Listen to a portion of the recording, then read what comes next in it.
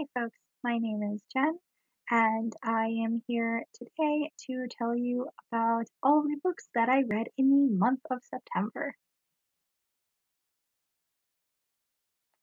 So this month I did not have as good of a reading month as I have been having this year, just with everything that I've managed to find time to read. But I did manage to read 8 books in the month of September.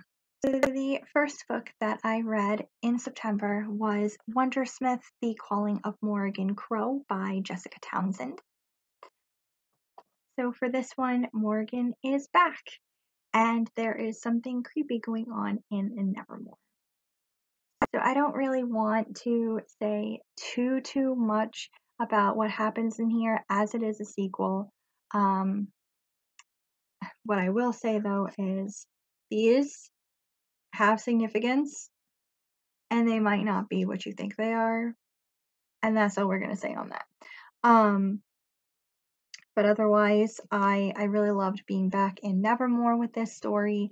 I really enjoyed learning more about Nevermore itself and more about what wonder is and what a Wondersmith is and what they do. So that was awesome, and of course, it was great to again have wonderful Morrigan Crow. I will say I didn't feel like there was quite enough Jack in this. In the last book, I really liked Jack as a character. I was hoping to see more of him. There wasn't that much of him in this volume, and there wasn't as much of the residents of the hotel as there was in the first book, but it was still an enjoyable read, and I cannot wait for Hollowpox to come out.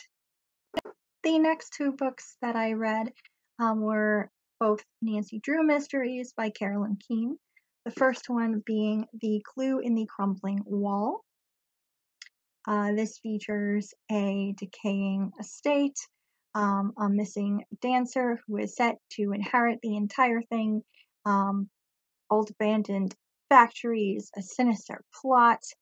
All of it is tied up in this mystery that Nancy and her friends must investigate in the crumbling walls of this particular estate. Yeah, you get it. So this mystery was a fairly interesting one, although I do have to say that was overshadowed by 2 parts specifically. One being that at times there was a lot of over dramatics within this book, especially with female characters, and it's like, hello, 1947. Women don't have to be shrinking violets. People don't need like smelling salts or something. Like, calm down. All right, just calm down. And secondly, there was also a scene in here which was kind of racist, sort of. Which written in the 40s, that's a sign of the times, basically. But it was just, it wasn't a good scene. And frankly, it did not really do anything like the character in the way they were portrayed. And it didn't really further the plot anyway. So they didn't even, what I'm saying is they didn't even need to have that. They barely needed to have that character in there. But even if they did have the character, they didn't need to portray him the way that they portrayed him. It was just, I don't know, it just felt like they threw it in there for the sake of it being in there because it's 1940 something. Like, I don't know. I feel like I'm not explaining this well enough, but it wasn't good. It wasn't good. But other than those parts, it was still an interesting mystery. I like when shit's hidden in walls. Creeps me out, but I like it. Yeah, I ended up giving it 3 stars, but I might ruminate on it and drop it down. I'm not entirely sure. We'll think about it. The next book I read was The Clue in the Crossword Cipher. This one sees Nancy, Bess, and George becoming friends with a girl named Carla Ponce, who is visiting from Peru. When she is heading back home, she invites the girls to come along with her in the hopes that they will help her family solve their mystery involving treasure and a wooden carving of a monkey, complete with a crossword cipher. Of course, this excites Nancy very much. The plot includes danger and gang of smugglers, and all of it is, well, or the majority of it is set in Peru, with some scenes taking place at Machu Picchu as well. Firstly, for this book, it is clear that there was some research that was done. Besides the fact that in the beginning of it, the author thanks a gentleman who was from Peru for helping them with a certain aspect of the book. So 1 point, they talked to somebody who knew more. 2 points is the descriptions throughout here. Not only is what am I doing? Not only are some phrases of the Quechan language, I'm sorry if I'm mispronouncing that, I believe it's Quechan,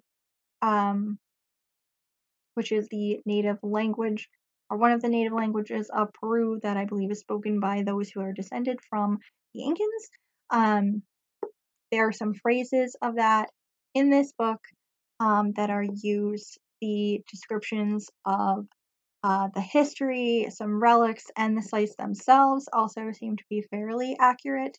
I say fairly accurate because I am in no way an expert on the Incans or Peru, really at all.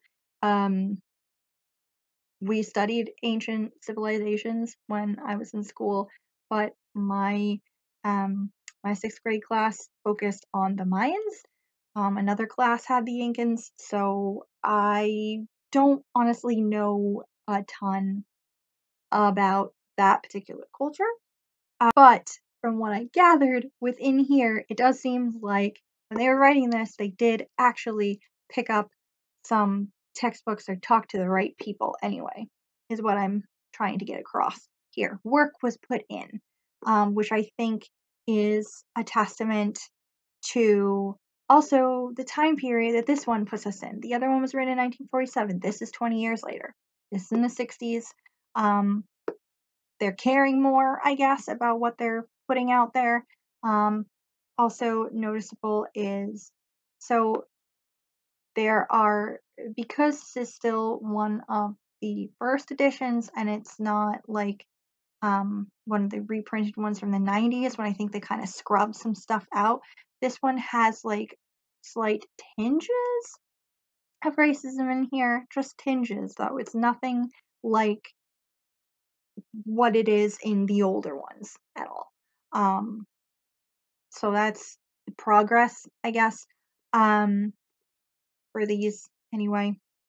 Something that came up though, so I noticed it in here, and then I saw other people talking about it in the reviews on Goodreads, is the amount of fat shaming that is done throughout these books, especially in this one, towards Bess. Actually all of the time, which is quite terrible. And her cousin George is constantly on her about her weight and how she looks and just being like a major bag of dicks. And it's just not fucking necessary and it's quite rude. And you would think that there would be progress on that too. But in fact, this one seemed like the commentary was even worse than is in the older ones. It's just not great. And these books have really been having me reflect more on this series as a whole. Of course, I did not read the first editions when I was first reading these. I read the reprinted, like, neon yellow ones from the 90s, where a lot of it has been updated, I guess. They kind of scrubbed out some pieces and adapted other things, so it's not like the full everything that girls were reading back in the 30s, 40s, 50s, 60s, when these first were coming out. But at the same time, thinking more on this series and how I felt about it as a kid as opposed to how I feel about it as an adult, um, I can say it differs quite a bit. When I was a kid, I admired George. I thought that she was awesome because she was tough, she was brave, she could judo chop a grown man to oblivion. She didn't give a fuck. And I found, Nancy's a queen, obviously, and I found Bess to be annoying. I didn't like her because she was a crybaby and she was whiny and a coward. Um, and also really girly, and that's not something that I was growing up. I was a tomboy. I found was like girly stuff, pink, fuck's wrong with you, like that all of the time, which has changed in the years too. But yeah, now and reading these series now, especially reading some of these older ones, um, I'm just finding myself to be changing my opinion quite a bit on this. Bess, like, she's still not my favorite character, but I definitely understand her a little bit more now, coming from one coward to another, I guess. Um, and even though she very clearly does not want to be on all of these adventures, like she likes the fun parts of it and she likes hanging out with her friends, but she doesn't want to be on like the scary clue getting things and sneaking into places and getting bad guys on her tail. She doesn't want to deal with any of that. But at the same time, when shit hits the fan and her friends' lives are in danger, she will do something impulsively brave. And that is something that is to be admired. So, yes. And as far as George is concerned, like I said, she's a fucking bag of dicks. She is like the worst person. She's reckless. She doesn't think things through before she fucking does them. Thinks nothing of the consequences of her actions. Just rushes headlong into shit, and is just not great. And she's also a shitbag to her cousin the entire time. It's like, get over yourself, girl, girlfriend. Okay, are you having insecurity problems? Is that what's going on here? Like, what is your lay off of her? Seriously. And then of course Nancy. Like, I still love Nancy, but she's got that one track mind, which I get, but she also has to slow down a little bit and think more about things before she also rushes headlong into them, because sometimes she puts herself and the people she loves at greater risk in her pursuit of the truth or the criminals. And sometimes you have to just, that's brave, yeah, but sometimes it's also stupid, and you really gotta slow your roll sometimes, basically. Anyway, I got completely off track entirely. Anyway, this one I rated 4 stars, apparently, because I felt better about it than I did about the other one. And yes. Okay, moving on. The next book I read was Evercursed by Corey Ann Haydu. This tells the tale of 5 cursed princesses and the witch who cursed them as they try to navigate their kingdom, um, find a way to break their curse, while at the same time learning the shady underbelly of their home and family. Yeah. I blew through this book. I really was intrigued and I desperately wanted to know what was going to happen next. I stayed up super late reading this. But yeah, I really wanted to know what was happening next, and I was very scared because I was afraid something terrible was going to happen to one of the characters. So yeah. But I really enjoyed it. I really enjoyed most of the characters, and I mean the characters that you're supposed to like. The ones I hated, you were obviously supposed to hate. So there you go. Um, The magic system in here I found to be particularly fascinating. Um, One of my biggest complaints with fantasy a lot of the time is the magic systems either being really boring or super confusing or something like that. But this was just like, not only was it straightforward, but it was also described in a very unique way. Like I don't think I've ever um, read a fantasy novel that has it described in such a way as this, which I found to be, like I said, very fascinating and interesting. I really enjoyed that. Also, really enjoyed exploring this world, getting a better look at the kingdom of Ever, um, as well as their history, their culture, and how they kind of relate to the other kingdoms in this fantasy world. While I did find this to be very inventive and creative, especially in the way that it handled talking about the patriarchy, and the way that women and people of varying classes are treated in the world, I did find the ending, not really the ending as a whole, but part of the ending I found to be just a little bit forced, um, to me anyway. Um, and something else that kind of bothered me, I guess, was um, some of the behaviors of certain characters. Um, I know that this story is kind of like an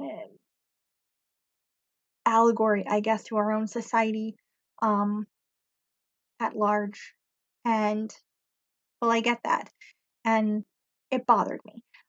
Was the way that the potential suitors of the princesses, princes and princesses from other kingdoms, how they were behaving towards the cursed princesses. Um, it was just very predatory, like all of the time. It was predatory. As a lady who exists in the world and who has existed on the internet for quite a while, um, I don't know. It just felt like it was a little bit over the top.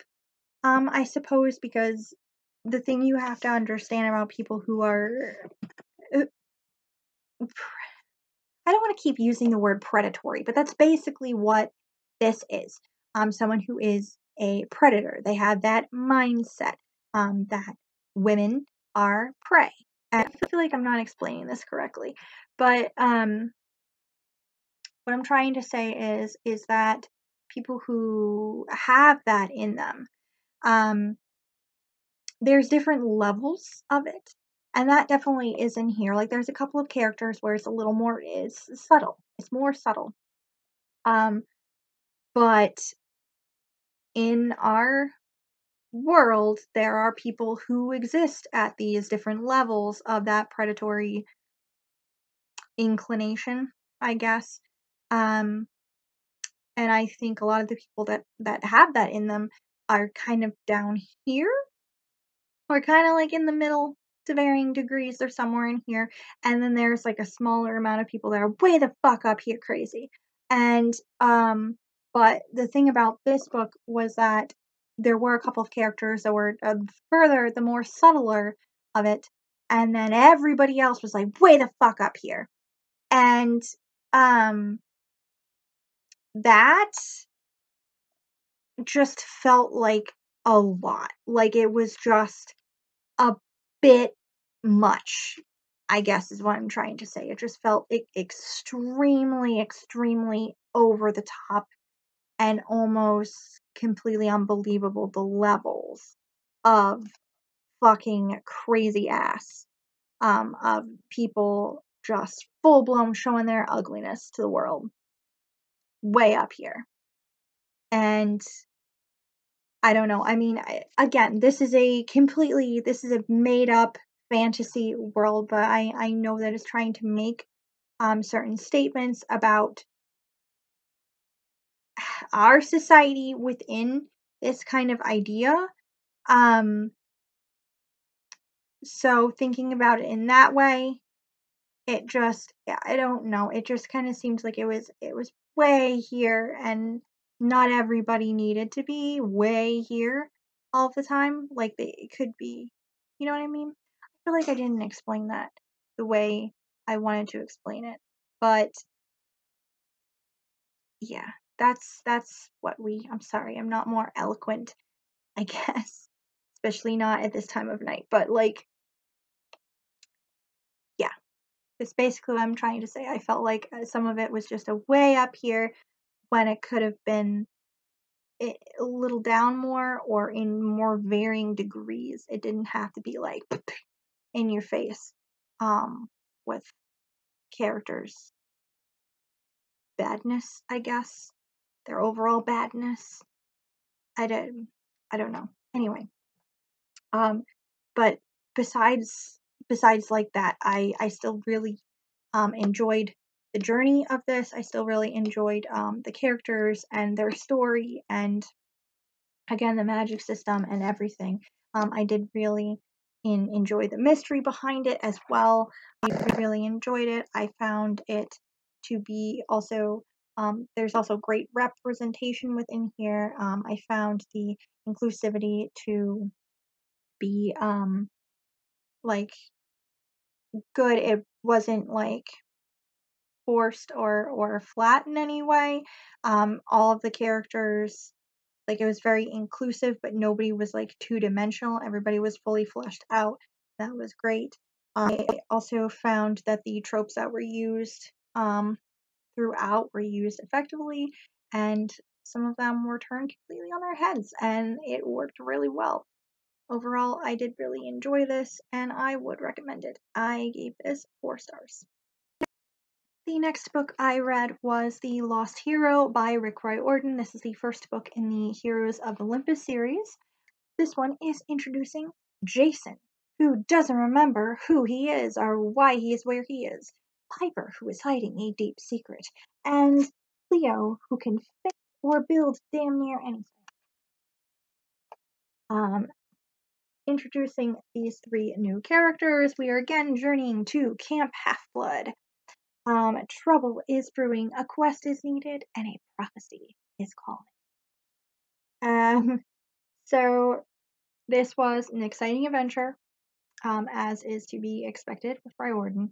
There are also some unexpected bits, or rather, I found them to be I wasn't expecting them. Um, but yeah, I loved that there was more diversity in this series already. It feels like just a little more adult, not only because of the age of the characters being older teenagers. Sometimes I don't like POV changes when there's too many of them, but for this, it worked out fine. As far as the characters go, so we get a look at 3 new characters. Leo is a beautiful, beautiful, hilarious MacGyver, and I fucking love him. Piper is pretty badass. I really wish that she had more confidence in herself because she's pretty damn cool. And Jason is Jason. Um, he definitely did grow on me by the end of the book, but I have to say, I'm not digging this guy that much. Like, I'm just not, I don't know, not vibing with him, um, overall. My opinion overall on this series, I'm very excited to see where this goes. I'm also really scared to see where this goes because this does seem to be slightly more serious than the other series, and since this is a world with demigods who lose people all the time, I'm really afraid that somebody I like is going to die by the end of this series, and that makes me really freaked out. But um that's another story because that's the future to worry about. This book, um did really enjoy it. We get to see some familiar faces, which was great. I liked most of the new people introduced. I do have to say that I something that is lacking in this book is that charming Percy Jackson's sarcasm. Like, I was really actually missing that quite a bit. Um, and something else about it is, I know we're introducing like the Romans in here. Um, so far the Romans sound like a bunch of serious, boring, tight ass jerks.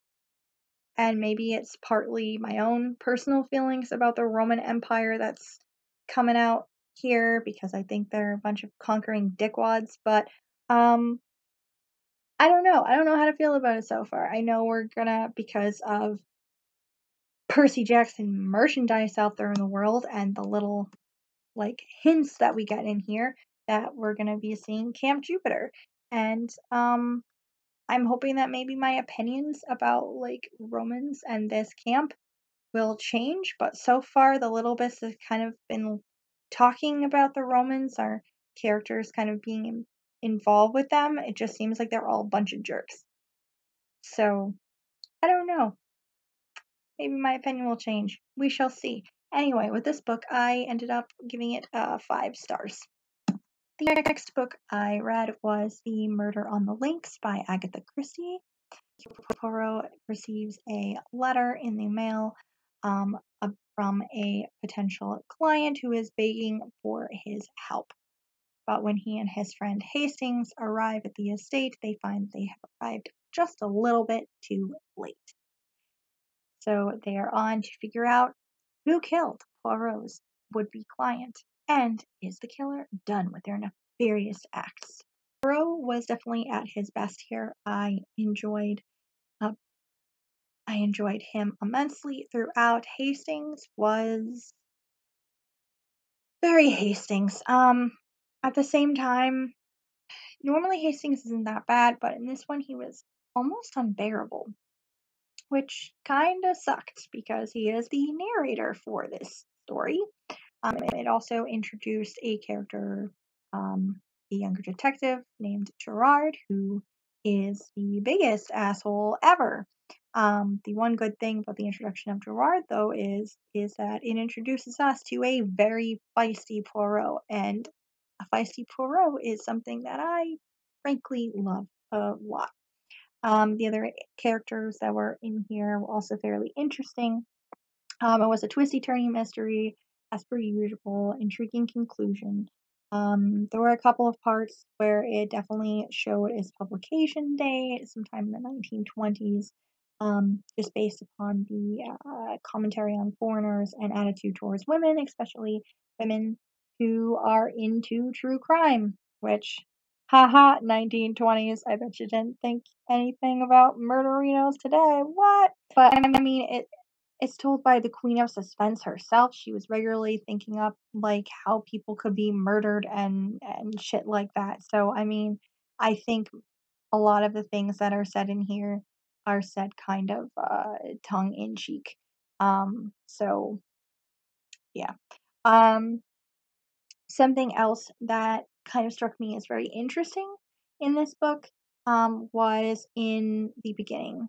Well, Hastings throughout has this kind of bumbling attitude, but in the first chapter, especially um, when he was describing the residence that he had shared with Poirot, and Poirot kind of lamenting about the fact that all he was getting for cases were just simple or stupid ones, and he really wanted a very mentally stimulating case to appear. And then, of course, he gets this letter in the mail. So that particular scene just seemed like a callback of sorts to um, I don't remember which story about uh, Sherlock that that's from, but I swear to God, I've read that before, and I don't know if Agatha Christie just meant it to feel like a callback to Holmes and Watson, or since I think this was like Poirot's second or third mystery, somewhere near the beginning, I almost wonder if she kind of meant it to be like a buddy mystery with Hastings and Poirot at first, kind of like Sherlock and Watson, and then things change with the characters and the stories and what I don't know. I honestly don't know. I have to look up more about um her writing process and stuff like that, I guess. But anyway, I found it to be an interesting little detail. So yeah. But overall, I did really enjoy this. It was exciting, and I gave it 4 stars. The next book I read was Pumpkinheads by Faith Erin Hicks and Rainbow Roll.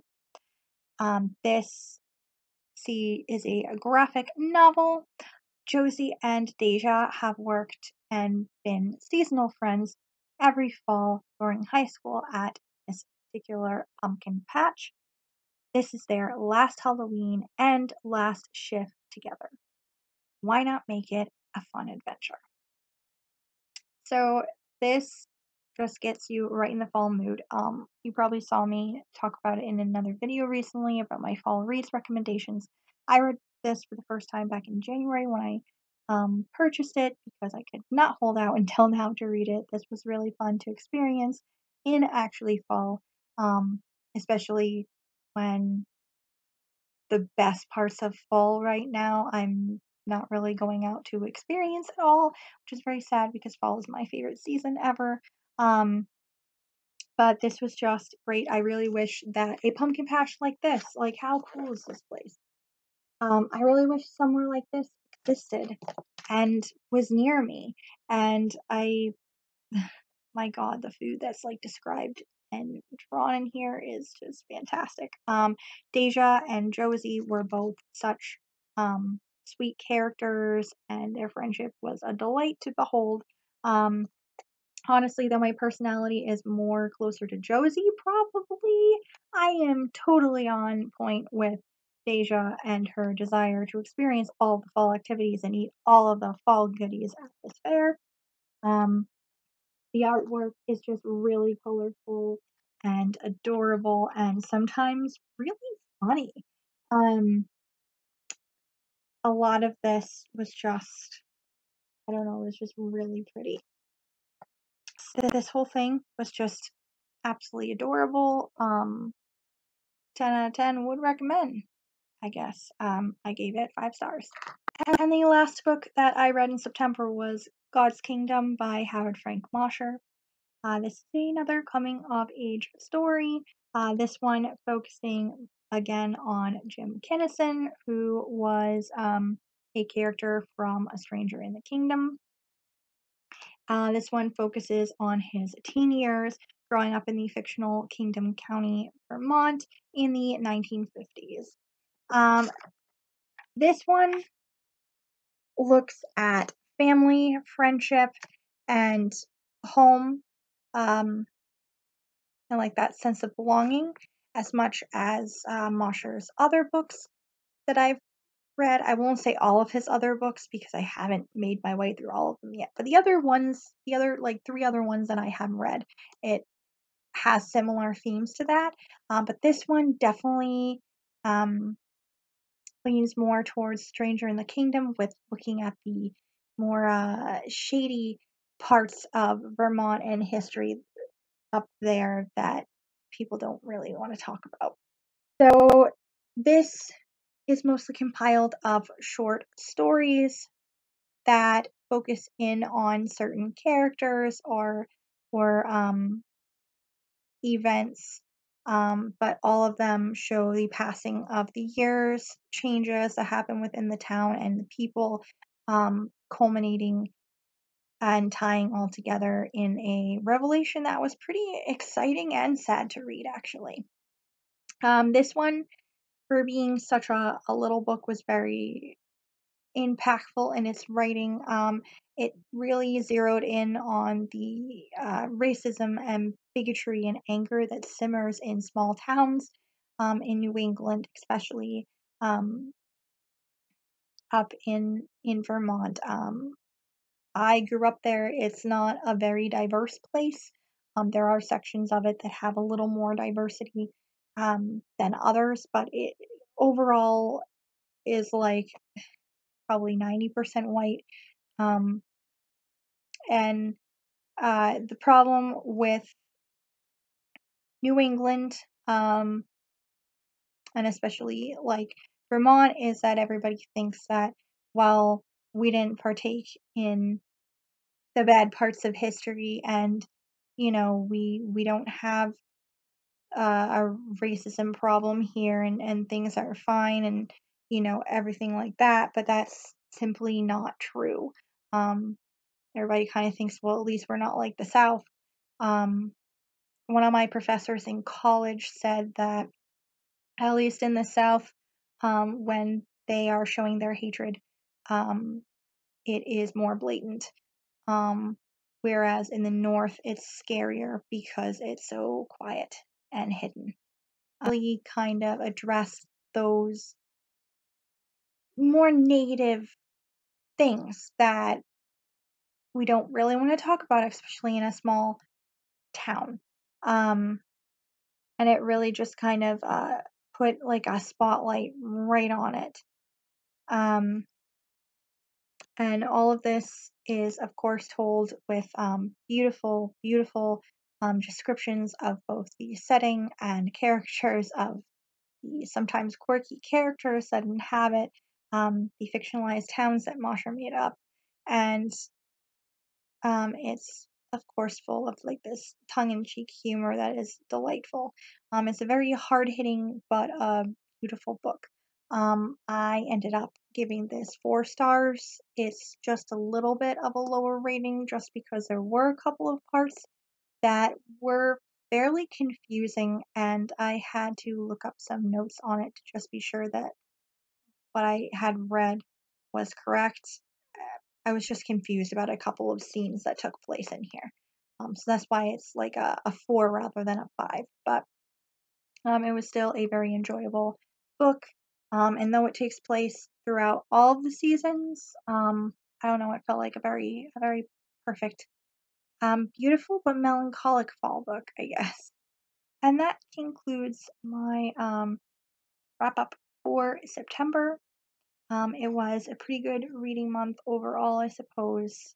I thought maybe I'd get a little bit more done, but like I said in my September TBR, everything was fairly tentative because I have recently gotten a little more busier. So I hope you enjoyed the video. If you are interested at all in any of my other videos, please go take a look. I will be linking the video I mentioned of my fall book recommendations to the ending of this one. Please go check it out if you would. Anyway, I am off. I hope you all have a great time or great time. Wow, I'm sorry. I am so freaking tired. I hope you all have a good day, and that you are meeting your reading goals for October already, I guess. Wow. All right. I have to go to bed. Bye.